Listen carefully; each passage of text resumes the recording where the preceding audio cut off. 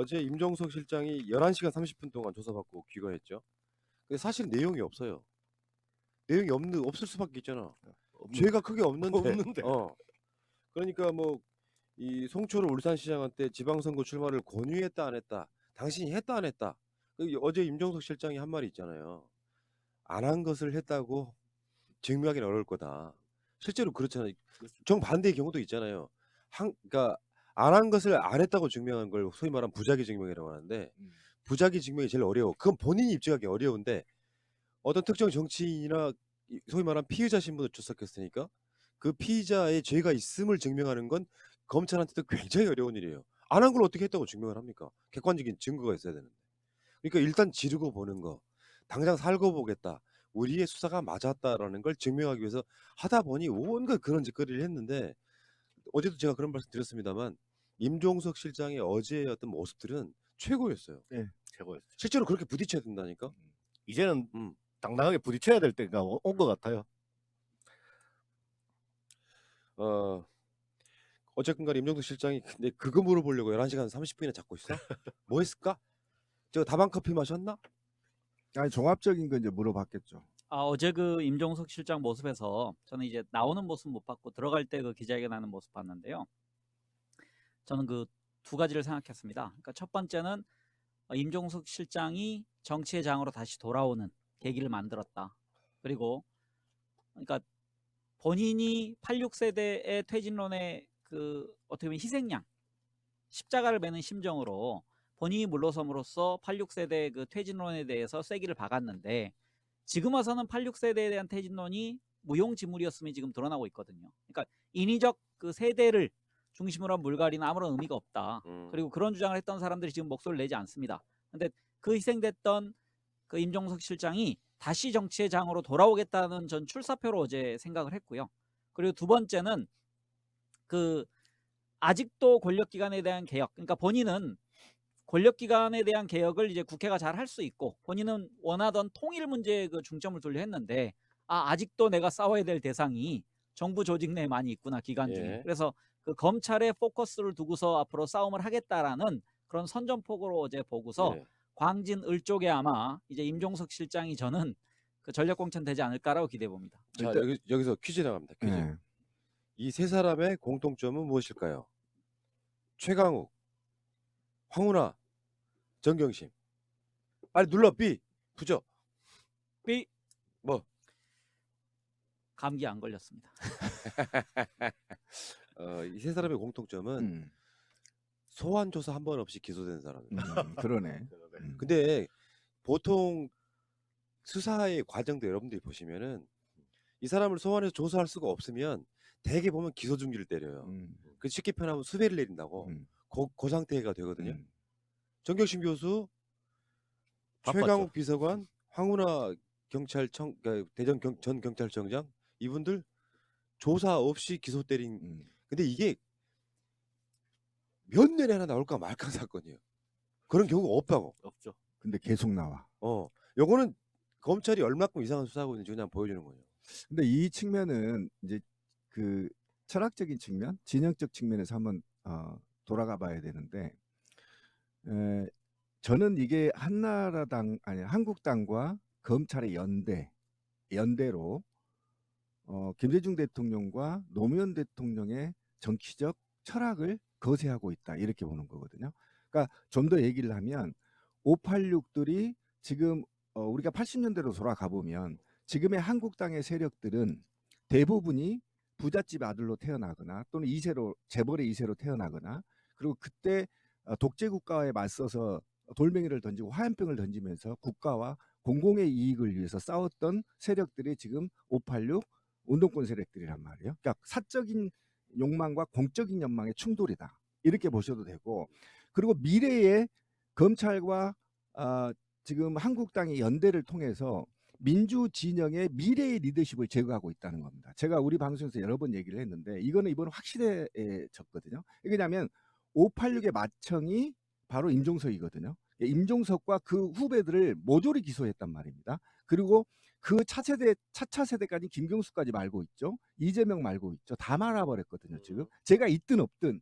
그래서 이걸 보면 저는 정말 그다음에 이제 추미애 장관 아들도 공격하고 문재인 대통령 탄핵 얘기까지 지금 나오고 있는 마당에 계속적으로 현 정부의 카더라식 또는 직권남용이 지금 철퇴를 맞았음에도 불구하고 계속 기소를 했던 이유는 바로 이런 진영 간의 문제가 있다는 겁니다. 결과적으로 우리 마음속에 확고하게 자리 잡고 있는 김대중 노무현 대통령의 정치적 철학, 시대적 양심 이런 것들을 서서히 제거해 가면서 이분들의 도덕성을 586의 도덕성을 공격하면서 차기 리더를 교체하려는 대규모 공작이 작동되고 있다. 저는 이렇게 보고 거기에 그 굴종의 사슬을 끊지 못하고 검찰의 하수인 노릇을 역시 또 하고 있다. 그런 측면에서도 한번 들여다봐야 된다. 그러니까 하나만 얘기하겠습니다. 그러니까 그 임종석이 586의 그 맏형이다라고 얘기한 건 나이가 아니고 직책을 의미하시는 거죠. 네. 그러니까 나이는 너무 66년이니까 좀 어리고 예. 그러니까 61년 그룹이죠. 뭐 60년 이런 분들이 들으시면 음. 갑자기 그러네. 나이도 어린 것들이.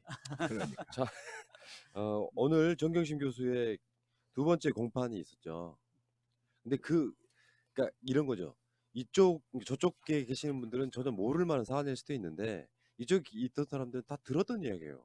예를 들면 쉽게 표현해서 조범동이 정경심 교수와 공범이 돼가지고 돈을 횡령했다잖아요. 그게 검찰이 걷던 죄목인데 상식적으로 생각해 보면 검찰이 얼마나 모자란지를 그러니까 객관화시키지를 못하고 자신들이 조국과 정경심 두 사람이 뭔가 어마어마한 비리를 저지른 것처럼 만들려고 했던 이런 지점이기 때문에 지금도 그런 얘기 나와요. 횡령금이 아니라 이자 받은 거다. 이런 것도 있고 이런 저런 이야기들을 이렇게 그 사실 조범동 입장에서도 보면은 그러니까 그랬다는 거잖아. 예를 들면 정경심 교수한테 돈을 주기 위해서 돈을 횡령했다고 쳐. 근데 그걸 나는 이렇게 생각하거든요. 정경심이라고 하는 사람이 조범동 자기 오촌 조카와 공모를 해가지고 횡령을 할 만큼 그런 삶을 살아올 사람이 아니야. 그러니까 내가 투자를 한 오촌 조카가 뜬금없이 이제 돈이 좀 있다고 하니까 나타난 오촌 조카한테 돈을 봤을 때 누가 상식적으로 봐도 조범동은 이 조국 정경심 이 두 부부에게 뭔가 어떤 그런 뉘앙스를 보이지 않기 위해서라도 공금을 횡령해 줬을 가능성이 있잖아요. 근데 그것은 나는 검찰도 알고 있을 거라고 봐요. 그런데 이거를 조범동과 정경심을 공범으로 엮어가지고 딱 기소한 거 아니에요? 그러니까 일반 상식으로 보면 법이 보일 때가 있더라고. 그렇죠. 상식이 아니 그러니까 대한민국의 민정수석의 부인인 사람이 뭐가 아쉬워서 자기 조카하고 공범이 돼가지고 공금을 횡령합니까? 그러니까 이런 과정이 검찰이 그러니까 광의 해석을 이 조국 가족들한테 해야 된 거잖아요. 예를 들면 이게 지금 우리 남편이 민정수석으로 갔는데 공무원의 그 재산 신고 때문에 이거 어떻게 관리해야 되느냐라고 물어봤을 때 그 남편한테 물어보고 이거를 이제 범죄로 보는 공범으로. 근데 이게 미쳐버리는 게 뭐냐면 저희들도 하위직 공무원들도 7급 이상은 이 저기를 하거든요. 재산 등록을 하거든요. 근데 저희도 이제 부부가 다 해요. 현직에 있을 때 했었거든요. 그러니까 할 때 이게 다 드러나는 거야. 안 드러날 수 없어. 100원까지 다 드러나요. 은행에. 그 새마을금고에 뭐 모르고 몇 년 동안 숨겨놓은 거 있지. 이것도 다 드러나거든요. 그런데 이게 드러나기 때문에 숨길 수가 없다는 걸 민정수석이 알아요. 아는데 그러면 내가 전화해서 남편하고 어떻게 해야 되는지 상의할게. 이거는 이 돈을 돈을 받아서 어디에다 내가 은행에다 넣어야 될지 뭘 해야 될지 모르는 이거를 상의하는 건데 이거 범죄를 상의했다고 주장을 하는 거야. 오늘 그 이야기 나왔었잖아요. 오늘 진짜 이거는 정경심 교수가 조국 민정수석 때 강남 빌딩이 목표라고 말했다. 이게 걔네들 증거인데요. 그게 증거래.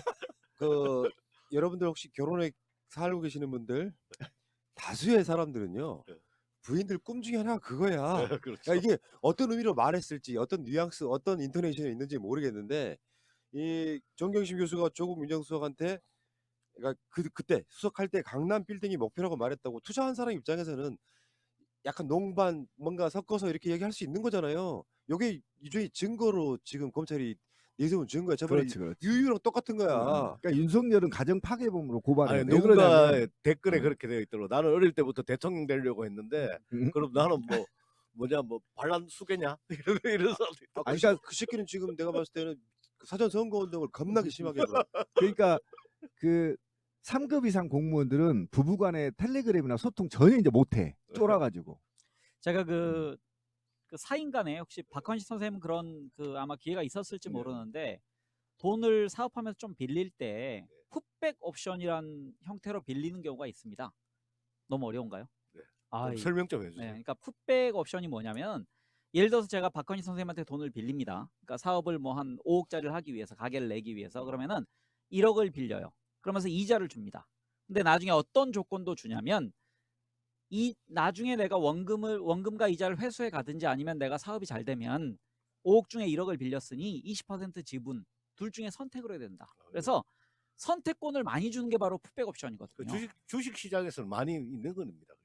많이 네. 있는 거죠. 네, 그런 게. 그러니까 아니 네. 주식보다는 이제 기업의 네. 돈을 빌려줄 때. 근데 한국말로 그걸 하면 뭘로 해야 돼? 그러니까 대팔기 옵션 좀 되는데 우리말로는 네. 좀 이상하기 때문에 그냥 그 금융용어로는 풋백 옵션이라고 그래요. 네. 근데 이런 식으로 저는 돈을 빌려갔을 가능성이 크다고 생각합니다. 그러니까 왜냐면 기본적으로 돈을 빌릴 때는 가장 좋은 조건을 여러 개 제시하거든요. 그러니까 고모부인가요? 아니 뭐 당숙모 제가 당숙모지. 기본적으로 이자 드리고요.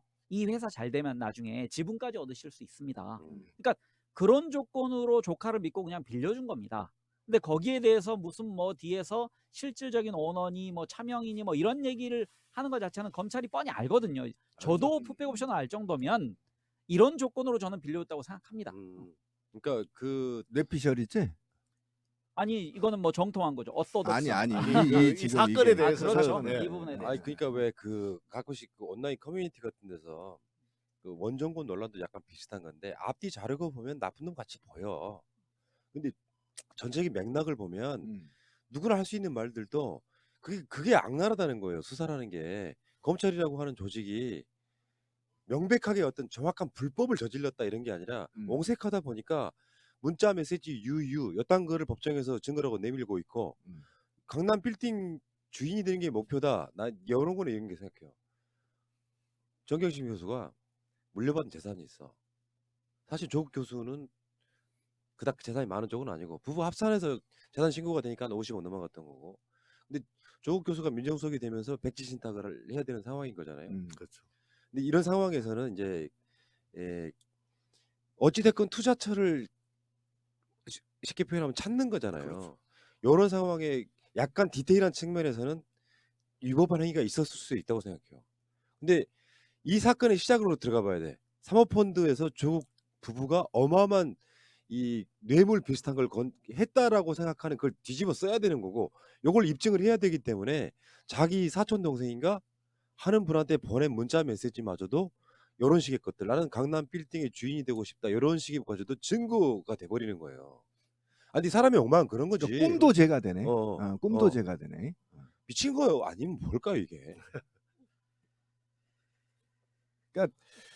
그래서 저는 이게 바로 세대 간의 또는 계급 간의 공격으로밖에 해석이 안 된다. 윤석열이 저러는 것은 이거 말고 다른 해석이 안 되거든요. 왜 그러냐면 직권남용도 지금 대법원에서 철퇴를 내렸지만 다른 부분도 지금 검찰한테 주어진 고난보다도 광의 해석을 하고 있거든요. 그래서 법원에 가서 무죄 판결 받아? 이런 식입니다. 무조건 기소하고. 그러면 국민들은 법적 감정이 있기 때문에 기소되면 죄가 있는 것으로 착각하고 있단 말이에요. 프레임이. 그러니까 그러다 보니까 그 사이를 노리는 거야. 무죄가 나는 대법원까지 무죄가 나는 3, 4년의 사이에 정치적으로 거의 거세를 해버리는 이런 구도로 지금 정치에 개입하고 선거에 개입하고 있다. 검찰이. 그렇지 않고는 이 해석이 안 되고 다른 해석 툴이 없어요. 그러니까 이게 가장 큰 문제라는 거예요. 그래서 저는 여당에서 집권 여당에서 선관위가 검찰한테 좀 메시지를 던져야 된다고 생각합니다. 총선 70일 앞두고 이렇게 조져버리는 과거에 역사가 없었거든요. 그럼 이거는 만약에 4월 달에나 하나 툭 터져봐요. 그럼 훅 가버리거든요. 그러면 이렇게 막 14명, 16명씩 조져대는데 기면 말고 아니면 말식으로 그 조져대는데 네. 만약에 하나라도 나와봐. 그러면 과거의 거짓말들이 다 현실이 돼버린 게 바로 개별수의 이론 아니에요? 이러면 예. 충격이 되는 겁니다. 그러니까 지금 이제 그 법정에서 검찰이 얼마나 엉색한 느낌이 드냐면은 검찰이 말입니다. 코링크 PE가 매달 지급할 의무가 없는 돈을 컨설팅 비용 명목으로 준 것이므로 횡령죄가 성립하는 데 지장이 없대. 이게 뭐냐? 그 이런 경우에는 이럴 수 있잖아요. 어떤 투자자가 하나 있는데 실제로는 지급할 능력이 없어요. 근데 이 사기라는 것을 인지시키지 않게 하기 위해서 초반에 돈 주잖아. 그런 사기 사건 되게 많잖아요. 많죠. 그걸 이제 폰지 어, 사기랍니다. 어. 폰지 사기. 그런 가정을 놓고 봐도 이 상황 맞아 떨어지거든요. 말하자면 그렇다는 거야. 근데 지금 매달 지급할 의무가 없는 돈을 컨설팅 비용 명목으로 중고심으로 횡령죄가 성립하는 데 지장이 없다. 법으로 엮으려면 엮을 수는 있겠지만 상식을 너무 벗어난다는 겁니다. 이게. 그리고 그렇죠. 사모펀드 제도 자체가 법으로 잣대 들이대면 다 불법이에요. 맞죠. 자, 일단 거기 그 이야기는 여기까지 하시고요.